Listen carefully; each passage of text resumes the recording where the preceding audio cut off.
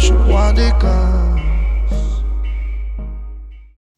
Amis turfistes, bonjour, vous êtes bien sur 100% PGN pour la sélection du lundi 7 avril. Et donc au programme, réunion principale, réunion 1 à Compiègne. Et puis on aura une réunion en semi-nocturne, réunion 3 du côté de Toulouse pour les galopeurs. Et donc je vais vous proposer moi une sélection dans l'épreuve du Quintet Plus. On sera sur le steeplechase, la distance c'est 3800 mètres. Et puis j'aurai un repéré à vous communiquer en toute fin d'émission. Et donc tout de suite on passe à la sélection du lundi 7 avril. Et donc le Quintet, c'est un steeplechase, ça se court à Compiègne et on sera sur la distance de 3800 mètres. Le départ c'est 13h55. Ils sont 16 à s'aligner donc sur les gros de Compiègne. Je vous propose une sélection en 8 chevaux. Et je mets en tête de celle-ci le 5 Jeanne de la Bruni. C'est l'entraînement à la Jeunesse Macaire. Il vient de prendre une bonne 4e place dans un lot intéressant. C'était ici même.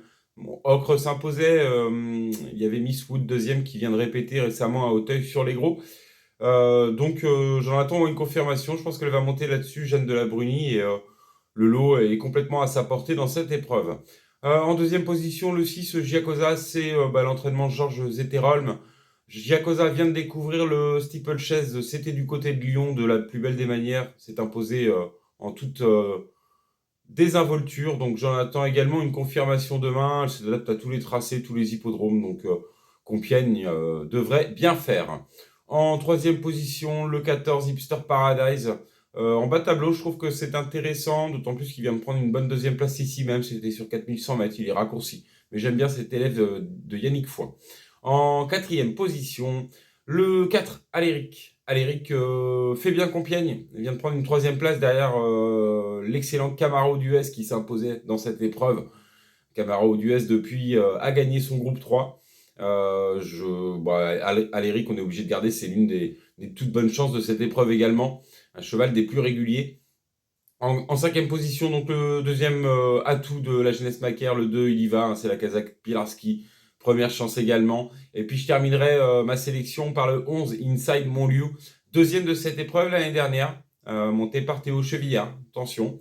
Et puis le 7 en 7e position, je mettrai le 7, Philo Poto, qui vient de faire une très bonne rentrée à Lyon. Hein. Il a gagné de très belle manière. C'est le tandem Marcel Roland, Ludovic Philippron, tandem habile. Donc attention à ce numéro 7, Philo Poto. Et puis je terminerai donc par un outsider avec qui j'aurais préféré peut-être un terrain un petit peu plus souple.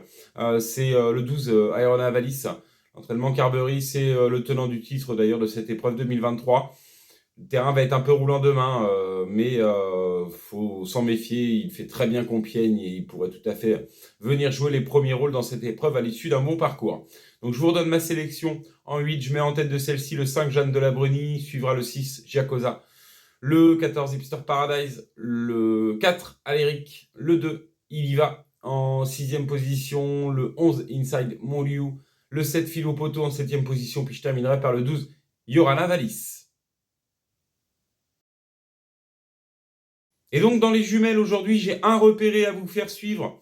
C'est donc à Toulouse, Réunion 3, course 4, le prix Saint-Hilaire. Suivez le numéro 8, Girafe.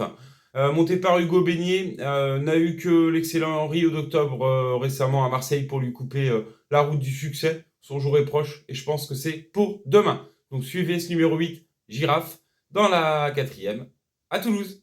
Voilà, c'était la sélection 100% PGN du lundi 7 avril. Il ne me reste plus qu'à vous souhaiter bon jeu, plein de gagnants, et je vous dis à très vite pour une prochaine sélection.